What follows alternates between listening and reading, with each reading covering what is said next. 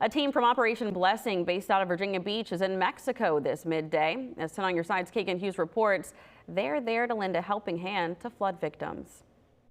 The humanitarian organization has sent a team to the Veracruz region of Mexico, where severe landslides, overflowing rivers, and blocked roadways has created damage to the community. Hope. It's what Operation Blessing is providing to the 300 communities impacted. We just want to give people a sense that, hey, you're not in this alone.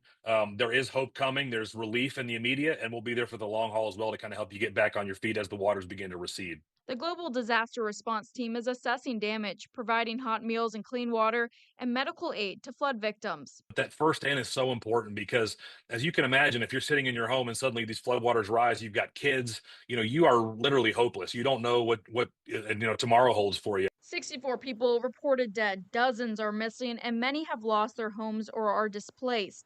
The disaster relief team with Operation Blessing is serving nearly 3,000 meals every day. That really gives them a chance to kind of catch their breath, sort of reassess the situation, figure out what their next step is. Because, imagine your whole house has been underwater. That takes time to kind of rehabilitate that. And maybe you do have kids or an elderly parent living with you, and you need somebody to help you in that interim phase. The president of Operation Blessings tells us what his team has seen so far. I think looking at even your neighborhood at times or your community and recognizing it's never going to be what it once was. We can rebuild it, and there's life and hope ahead for us. Operation Blessing told us they will continue to be there for the next several weeks, assisting and sending relief. If you're interested in helping, head over to wavy.com for a link.